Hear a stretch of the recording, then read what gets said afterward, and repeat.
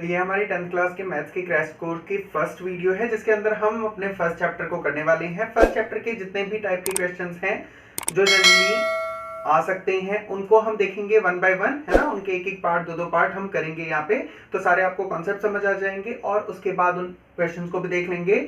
इसके बाद फिर करेंगे हम आगे के क्वेश्चंस, ठीक है। तो चलिए शुरू करते हैं, देखते हैं पहले क्या कॉन्सेप्ट्स हैं, किस कॉन्सेप्ट के ऊपर कैसे क्वेश्चन होने वाला है, क्या है। बहुत सिंपल सा चैप्टर है, फर्स्ट चैप्टर है रियल नंबर्स, है ना। अब इसमें सबसे पहले जो हमारी लेमा थी, है ना, यूक्लिड्स लेमा, वो तो कट गई है, वो नहीं आ रही अब। तो उसके बाद बच जाती है फंडामेंटल थ्योरम। तो फंडामेंटल थ्योरम ऑफ अरिथमेटिक क्या कहती है? ये कहती है every composite numbers can be expressed, ठीक है, any composite number can be expressed as a product of primes and this factorisation is unique apart from the order in which prime factor occurs. मतलब क्या? देखो, composite number कौन से होते हैं? वो नंबर जिनको फैक्टराइज किया जा सके, मतलब जो 2, 4, 6, 10 ऐसे कुछ प्राइम नंबर से मिलके बने हो। मतलब क्या? जैसे देखो, ये प्राइम नंबर्स हो गए 2, 3, फिर इसके बाद आप लिख सकते हो 5, 7, ये सारे प्राइम नंबर्स हैं, है ना। प्राइम नंबर्स कौन से होते हैं? जो सिर्फ अपने आप से डिवाइड हो। अब इन प्राइम नंबर्स को मिला के आपने कोई नंबर बना दिया, जैसे 2 3 6, तो 6 ये एक नंबर हो गया, है ना। तो 6 जो है वो एक कंपोजिट नंबर है। इसी को और आगे बढ़ा दें, 6 5 30, तो 30 भी एक कंपोजिट नंबर है, क्योंकि हम इनको फैक्टराइज कर सकते हैं। कैसे लिख सकते हैं 30 को? इसको लिख सकते हैं 6 into 5, ये हो सकता है। और क्या हो सकता है? 3 into 2 into 5। तो इस थ्योरम का यही कहने का मतलब है, ये क्या कह रही है कि कोई भी कंपोजिट जो नंबर होगा उसको लिखा जा सकता है प्राइम फैक्टर्स की फॉर्म में। ये है प्राइम फैक्टर्स 3, 2, 5, ये इसके प्राइम फैक्टर्स हो गए इस कंपोजिट नंबर के। तो यही इसका कहने का मतलब है कि इस तरीके से इसको किया जा सकता है। नहीं समझ आया तो एक बार और देख लेते हैं। देखिए क्या करना है, प्राइम नंबर्स लेने हैं, कोई भी प्राइम नंबर्स हो सकते हैं। प्राइम नंबर्स कौन से होते हैं? जो सिर्फ अपने आप से डिवाइड होते हो, ठीक है। अब बोला है इस थ्योरम में कि कोई भी जो कंपोजिट नंबर होगा उसको उसके प्राइम नंबर्स के फॉर्म में फैक्टराइज करके लिखा जा सकता है, ठीक है। अब प्राइम नंबर्स, ये कंपोजिट नंबर एक हो गया, इसको हम लिख सकते हैं ऐसे प्राइम फैक्टर्स के फॉर्म में, ठीक है। तो यही कहना था बस इस थ्योरम का। अब ये थ्योरम लर्न भी कर लेना, क्योंकि कई बार आपसे पूछ ली जाती है 1 मार्क में, 2 मार्क में। तो अभी तक डिसाइडेड नहीं है कि पैटर्न ऑफ द एग्जाम क्या होगा इस बार, कितने लॉन्ग क्वेश्चन आएंगे, कितने शॉर्ट आएंगे, एमसीक्यूज आएंगे या नहीं। तो वो सारा कुछ पता चलेगा। चल रहा है सारा, है ना, बन रहा है पेपर, बट आपको ये याद करके रखना है। हो सकता है 1 नंबर 2 नंबर में आ जाए, ठीक है। इसके बाद देखते हैं अब हम प्राइम फैक्टर्स। तो जो हमारा फर्स्ट क्वेश्चन है एक्सरसाइज 1.2 का, वो है, उसमें बोला हुआ है प्राइम फैक्टर करने हैं नंबर्स के। तो नंबर्स गिवन है, उनमें से ये एक पार्ट मैंने ले लिया है जिसको हम यहाँ पे सॉल्व करने वाले हैं। तो ये अब करेंगे क्या, 3, 8, 2, 5 है, इसके फैक्टर्स करेंगे कुछ इस तरीके से, है ना। अब फैक्टर में करना क्या होता है? देखो, देखना होता है लास्ट वाला नंबर। लास्ट वाला नंबर अगर 2 का मल्टीपल है, ठीक है, कोई इवन नंबर है, जैसे 2, 4, 6, 8 ऐसा कुछ भी है, तो ये पूरा नंबर 2 से डिवाइड हो जाता है। अगर 3 का है ना, जैसे कोई ऑड नंबर है लास्ट में, तो वो 3 से हो सकता है। अगर यहीं पे ये जो लास्ट नंबर है ये 5 या 0 है, तो इसका मतलब ये 5 से हो जाएगा डिवाइड। तो इसको 5 से करके देखते हैं। देखो, 5 से इसको डिवाइड करोगे तो 5 6 30 और 5 7 35। सो 5 7 35, कितना बच गया? यहाँ पे 3 बचा, ये 2 बचा, यानी कितना बच गया? 32। सो 5 6 30, ठीक है। फिर 2 बचा और 5 बचा, 25। तो क्या करेंगे? 5 5 25। क्लियर है? तो ये आ गया। अब दोबारा से यहाँ पे 5 आ गया, तो फिर 5 से हो सकता है ना। देन अगेन 5 1 5, 2 बचा एंड 6 26, तो 5 5 25 होता है। फिर 1 बच गया और 5 बच गया, तो 5 3 15। क्लियर है? ठीक है। देखिए अब इसको करते हैं 3 से, है ना। 3 आ गया लास्ट में, तो 3 से हो जाएगा। देखो 3 से कैसे होगा? 3 5 15 एंड 3 1 3, ठीक है। देन अगेन 3 से देख लेते हैं करके, तो यहाँ पे क्या हो जाएगा? चलिए बगल में कर देते हैं हम। सो 3 से कर लेते हैं अब 51 को, है ना। सो 3 से जब 51 को करोगे आप, तो क्या होगा? 3 1 3, 2 बचा 1 बचा, 3 7 21 एंड देन लास्ट में 17 1 17। क्लियर है? तो देखो क्या फैक्टर्स हो गए इसके। इसको कैसे लिख सकते हैं हम? इसको हम लिख सकते हैं जो ये हमारा नंबर है यही लिख लेते हैं इसके फैक्टर्स, ठीक है। आपको प्रॉपर करना है ना, यहाँ पे सिंपली मैं आपको बस एक्सप्लेन कर रहा हूं ताकि आपकी जल्दी से रिवीजन हो जाए, ठीक है। बट आपको प्रॉपर वे में करना है। अगर किसी को कोई प्रॉब्लम आती है, कुछ भी पूछना है, डिस्क्रिप्शन में इंस्टा का लिंक है, आप जाके वहां पे पर्सनली डीएम कर सकते हो मेरे को। कोई भी क्वेरी है, किसी भी चैप्टर में कोई क्वेश्चन नहीं आ रहा, आप डायरेक्टली वहां पे पूछ सकते हो। तो चलो देखते हैं। अब ये जो है इसके फैक्टर्स आप यहाँ पे लिख लो, 5 into 5, ये देखो कितने, 2 बार 5 आया, 2 बार 3 आया, ठीक है। 2 बार 5 है, 2 बार 3 और 1 बार 17 है, तो 2 बार 5, 2 बार 3 एंड 1 बार 17, ठीक है। सो ये क्या हो गया, 5 स्क्वायर इंटू 3 स्क्वायर इंटू 17, यानी हम लिख सकते हैं 3, 8, 2, 5 के जो प्राइम फैक्टर्स हैं वो क्या हैं, 5 स्क्वायर इंटू 3 स्क्वायर इंटू 17, ठीक है। सो 3, 8, 2, 5 के जो फैक्टर्स हैं वो क्या हो गए, 5 square into 3 square into 17, clear है। तो इसी तरीके से आपको बाकी पार्ट्स भी रिवाइज कर लेने हैं। कर लिए तो बहुत अच्छी बात है, नहीं किए तो अब कर लीजिएगा, है ना। देखिए सेकंड क्वेश्चन जो है इसमें बोला हुआ है एलसीएम और एचसीएफ निकाल दो और फिर उसके बाद वेरीफाई कर दो कि LCM into HCF equals to होता है प्रोडक्ट ऑफ द नंबर्स। मतलब आप नंबर्स का प्रोडक्ट करोगे तो जो आएगा वो एलसीएम और एचसीएफ के प्रोडक्ट के इक्वल होता है, ये आपको प्रूफ करना है। बट उससे पहले आपको एलसीएम और एचसीएफ निकालना है गिवन नंबर्स का। अब यहाँ पे ये फर्स्ट पार्ट मैंने इसका ले लिया है जो कि है 26 और 91, है ना। तो इसके पहले हम एचसीएफ और एलसीएम निकाल लेते हैं। पहले उससे पहले इसको एचसीएफ और एलसीएम निकालने के लिए करना क्या पड़ेगा, पहले इनके फैक्टर्स करने पड़ेंगे। तो 26 के हम यहाँ पे फैक्टर्स कर लेते हैं। तो 26 को किससे कर सकते हो आप, 2 से कर लेते हैं पहले, सिंपल है ना। 2 1 2, 2 3 6 एंड देन 13 1 13। तो 26 के क्या फैक्टर्स हो गए, 26 के फैक्टर हो गए 2 into 13, ठीक है। सेम एज हम 91 के भी फैक्टर्स कर लेते हैं। तो 91 के जब आप फैक्टर्स करोगे, सो 3 से कर सकते हैं इसको, नहीं कर सकते है ना। किससे कर सकते हैं इसको कि ये फैक्टराइज हो जाए, तो 7 से करके देख लेते हैं। देखो 7 1 7, फिर कितना बच गया, कितना बचेगा, 2 और 1, है ना, ठीक है। 21 बच जाएगा, 7 3 21। सो अगेन यहाँ भी 13 आ गया। सो 7 into 13, क्लियर है। तो इसके क्या फैक्टर्स हो गए, 7 into 13, क्लियर है। यानी हम इसको लिख सकते हैं कि 26 के जो फैक्टर्स हैं वो क्या क्या हैं, 2 into 13, और 91 के जो फैक्टर्स हैं, सॉरी, सो 91 के जो फैक्टर्स हैं वो हैं 7 into 13, क्लियर है। ये हम लिख सकते हैं। अब देखो एचसीएफ और एलसीएम होता क्या है। एचसीएफ में क्या करना होता है कि आपको सिर्फ जो कॉमन टर्म है, जैसे यहाँ पे 13 दोनों में है ना, कॉमन टर्म क्या, जो दोनों में हो, तो जो सिर्फ कॉमन टर्म होती है वो लेनी होती है एचसीएफ में, क्लियर है। सो एचसीएफ क्या होगी, सिर्फ कॉमन टर्म। तो कॉमन टर्म क्या है, 13। So HCF of what, 26 and 91 equals to 13, ठीक है, क्लियर है। इसके बाद एलसीएम जो है, एलसीएम क्या होता है, अब ये जो कॉमन टर्म थी यानी जो 13 था उसको सिर्फ एक बार लिखना है, ठीक है। मतलब तो 2 बार रहा था, यहाँ भी 13 है, यहाँ भी 13 है ना, बट इसको सिर्फ एक बार लिखना है। यानी क्या करना है आपको, यहाँ देख लो, देखो तो यहाँ पे लिखोगे LCM of 26 and 91 equals to, अब एक बार 13 लिखना है, तो 13 इंटू बाकी का जो बच गया 2 into 7, सो 2 into 7, ठीक है। तो ये एलसीएम हो जाएगा। इनको मल्टीप्लाई कर लो, जो भी आता है वो इसका क्या हो जाएगा, एलसीएम, है ना। सो ये कितना आएगा, 420।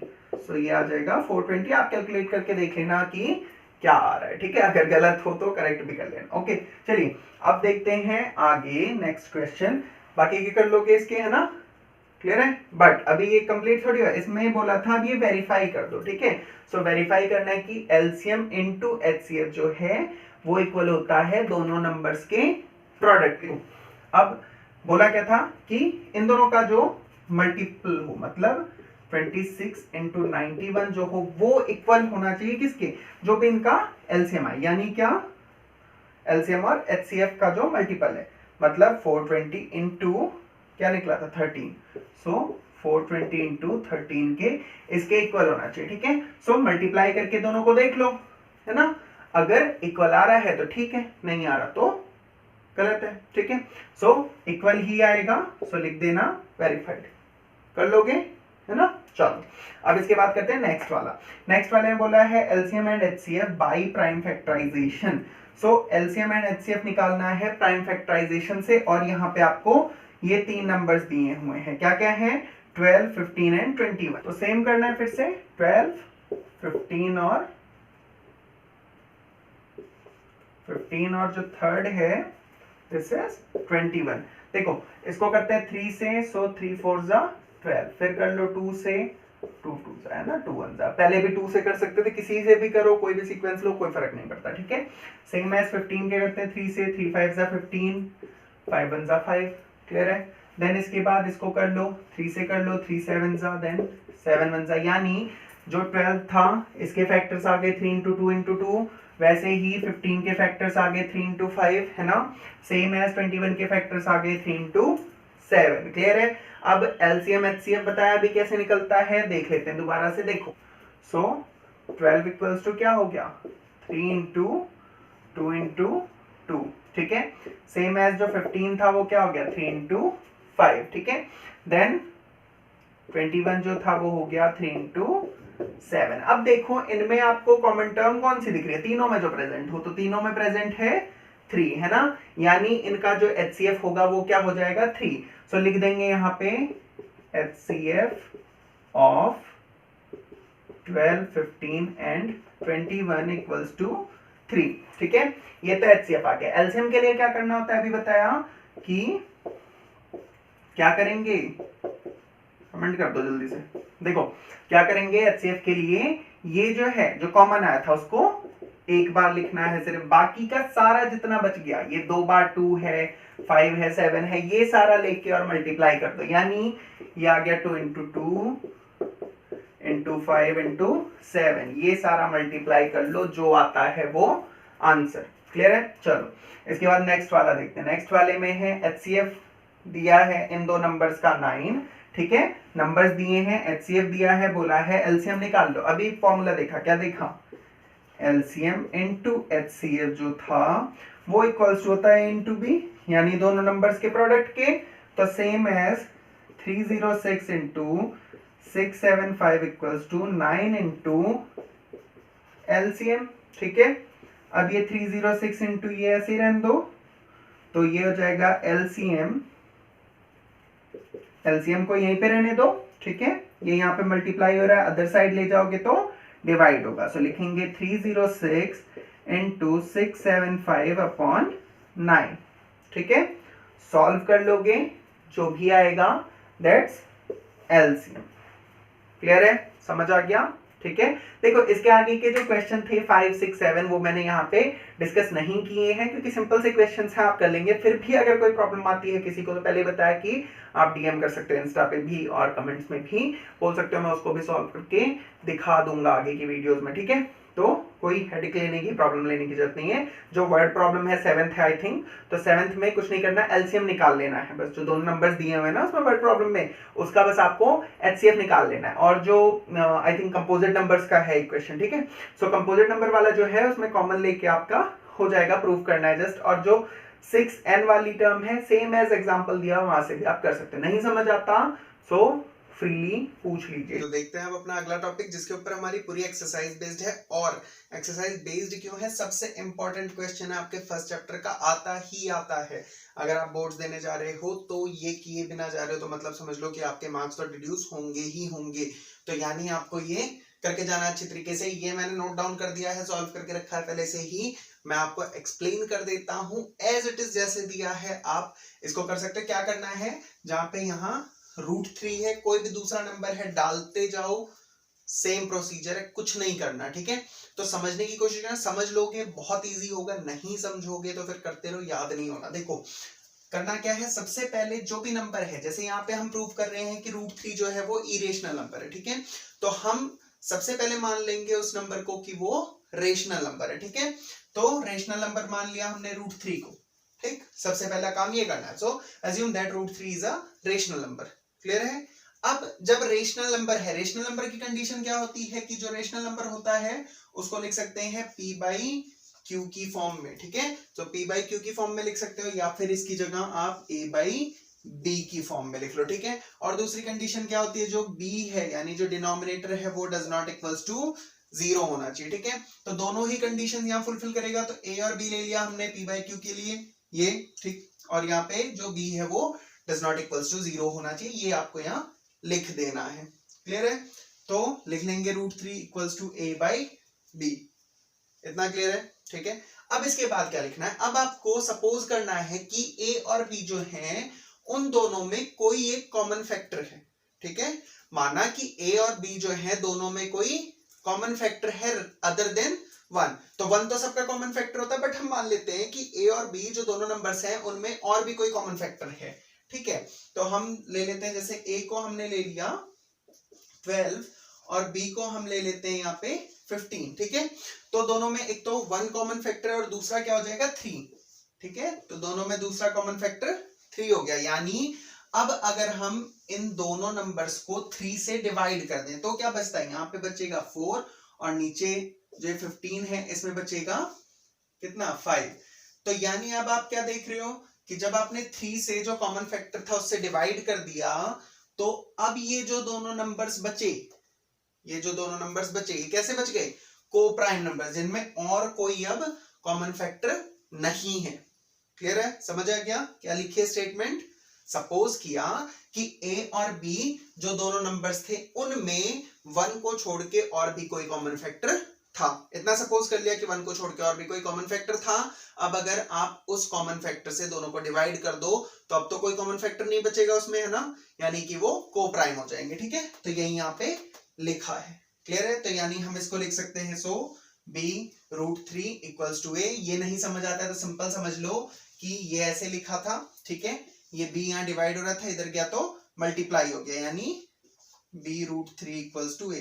ये कर दिया हमने सिंपल, ऐसे मान लो, कोई दिक्कत नहीं, ठीक है। अब करना क्या, सिंपल सा दोनों का स्क्वायर कर दो, दोनों साइड स्क्वायर कर दो। यहाँ पे स्क्वायर करोगे सो √3 का स्क्वायर करोगे 3 हो जाएगा, b का स्क्वायर करोगे b स्क्वायर हो जाएगा, a का स्क्वायर करोगे a स्क्वायर हो जाएगा। इतना हो गया। अब क्या करेंगे, क्या बताएंगे, देखो ये जो इक्वेशन है इसको हम ऐसे भी तो लिख सकते हैं, b square equals to a square by 3, है ना। अब यहाँ इसको देख के हमें क्या पता चल रहा है कि जो a स्क्वायर है वो डिविजिबल है 3 से, ठीक है। a स्क्वायर जो है वो डिविजिबल है 3 से। अब थ्योरम याद करो, ऊपर लिखी होगी थ्योरम, इसी जहां पे ये शुरू हो रहा है ना उसी के ऊपर लिखी होगी थ्योरम, वहां पे लिखा है कि p divides a square then p divides a, ठीक है। तो इस थ्योरम से ये प्रूफ होता है कि अगर ये इसको डिवाइड कर रहा है तो यानी ये a को भी डिवाइड कर देगा, ठीक है। तो हम लिख सकते हैं a इक्वल्स टू 3c, जहां पे ये c जो है ये एक कोई हमने इंटीजर मान लिया। क्लियर है? इतना समझ आ गया? ठीक है। कोई प्रॉब्लम है पूछ लेना कमेंट्स में, कमेंट्स सेक्शन पूरा आपका है, डीएम कर सकते हो, डायरेक्टली पूछ लेना, बिल्कुल भी हेजिटेट मत होना, ठीक है। सबका रिप्लाई करता हूँ। देखो अब यहाँ पे ये लिख लिया हमने।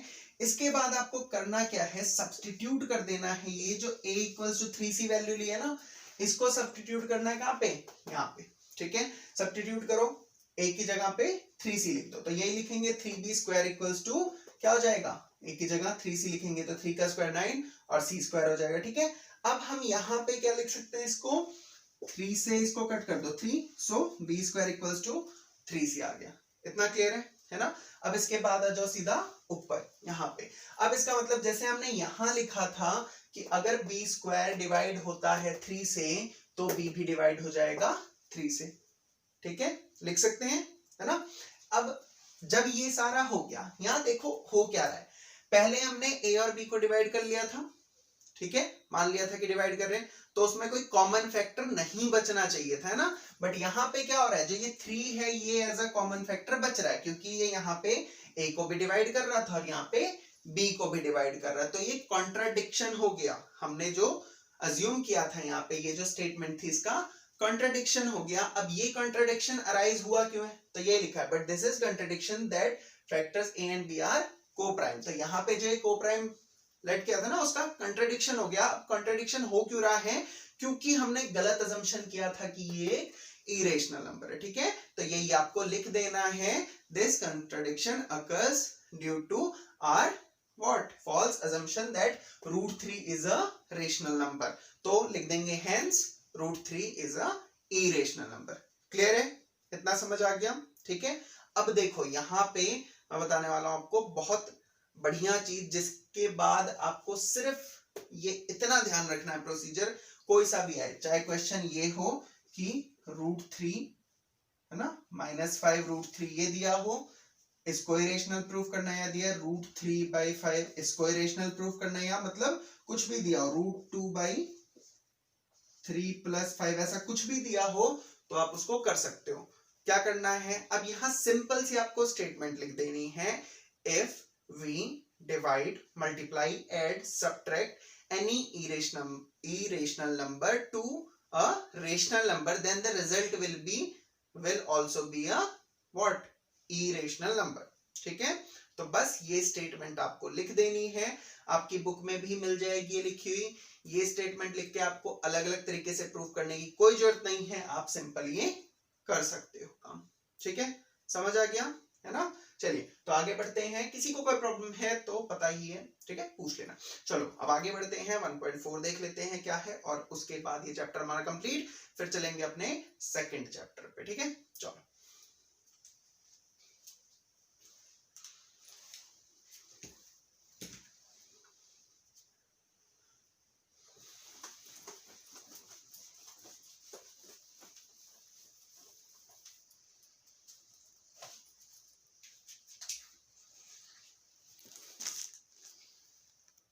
चलो तो अब देख लेते हैं अपना चैप्टर का लास्ट टॉपिक, जो कि है क्या, terminating decimal, non terminating decimal, non terminating but repeating decimal. ठीक है, ये करेंगे जल्दी से, इसी से हो जाएगी हमारी लास्ट एक्सरसाइज भी और चैप्टर कंप्लीट। देखो अब टर्मिनेटिंग डेसिमल्स क्या होते हैं, टर्मिनेटिंग डेसिमल्स वो होते हैं जो कि कहीं ना कहीं खत्म हो जाए डेसिमल के बाद, जैसे 0.521 ये एक डेसिमल हो गया है ना, आगे कंटिन्यू नहीं हो रहा है, यही खत्म हो गया तो टर्मिनेटिंग है। कोई डेसिमल वैल्यू है, कोई डेसिमल नंबर है जो कि आगे नॉन टर्मिनेटिंग है, मतलब खत्म ही नहीं हो रहा, जैसे 0.521 को ही ऐसे डॉट डॉट करके डाल दें, है ना, मतलब वो आगे भी चलेगा, तो ये हो गया नॉन टर्मिनेटिंग। ठीक है, इसी में तीसरी चीज आ जाती है non terminating but repeating decimal, जैसे यहां लिख सकते हैं 0.125342 और इसके ऊपर लगा दें बार, यानी अब ये दोबारा ये रिपीट होगा 12534 ऐसे दोबारा से रिपीट हो जाएगा। ठीक है, तो रिपीट होता रहेगा, तो नॉन टर्मिनेटिंग है, खत्म नहीं हो रहा बट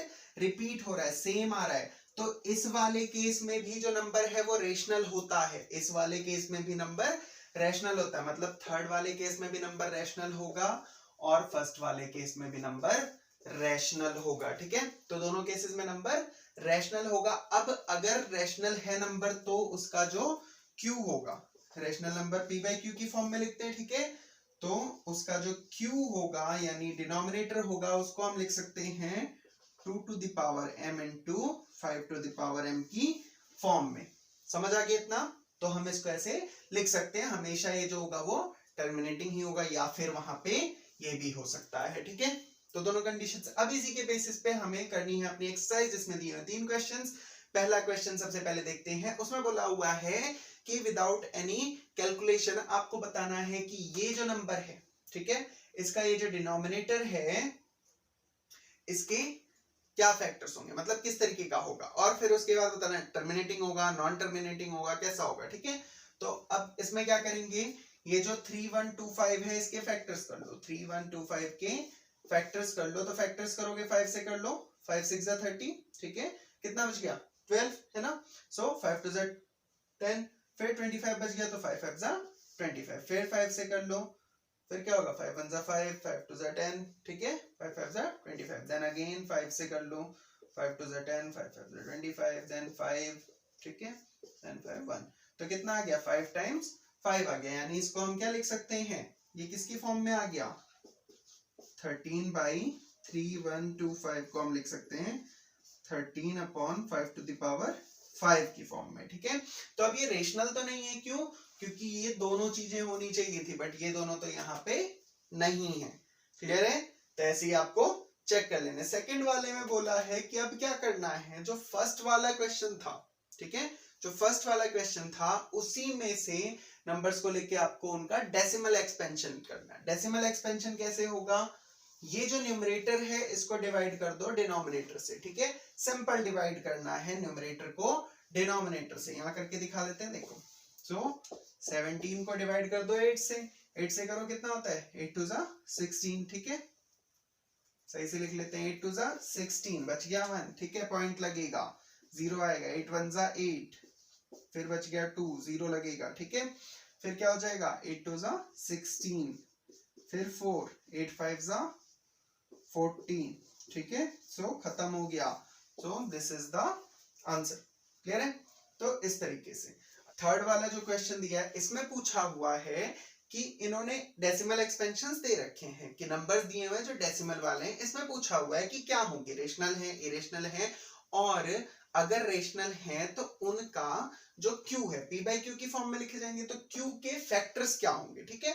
अब देखो पता कैसे चलेगा, यहाँ देख लो नंबर को, खत्म हो रहा है यहाँ पे आके, है ना, खत्म हो रहा है मतलब टर्मिनेटिंग है, और टर्मिनेटिंग है तो क्या होता है, रेशनल होता है, क्लियर है। और जब रेशनल नंबर है तो 2m और 5n की फॉर्म में लिखा जाएगा, यानी उसके जो q के फैक्टर्स होंगे वो क्या होंगे, क्या होंगे, 2 और 5 होंगे, समझ आ गया, है ना। तो यहाँ पे क्या है, ये टर्मिनेटिंग है तो इसलिए रेशनल है, और रेशनल है तो जो डिनोमिनेटर होगा यानी q होगा उसको हम लिखेंगे 2 into 5 की फॉर्म में, ठीक है। तो फैक्टर्स क्या होंगे, 2 और 5, क्लियर है। तो इसी के साथ आपका जो ये चैप्टर है इसकी रिवीजन हमारी कंप्लीट हो जाती है। अब हम करेंगे सेकंड चैप्टर की रिवीजन। वीडियो अच्छी लगी है लाइक जरूर कर देना, है ना, सब्सक्राइब कर लो चैनल को और शेयर कर दो अपने फ्रेंड्स के साथ भी, उनका भी भला कर दो, ठीक है, उनके भी थोड़े नंबर आ जाए। चलो मिलते हैं आपसे नेक्स्ट वीडियो में, टिल देन प्रैक्टिस करो, ठीक है, तो ध्यान रखो अपना और प्रैक्टिस करो। चलिए till then take care and bye bye.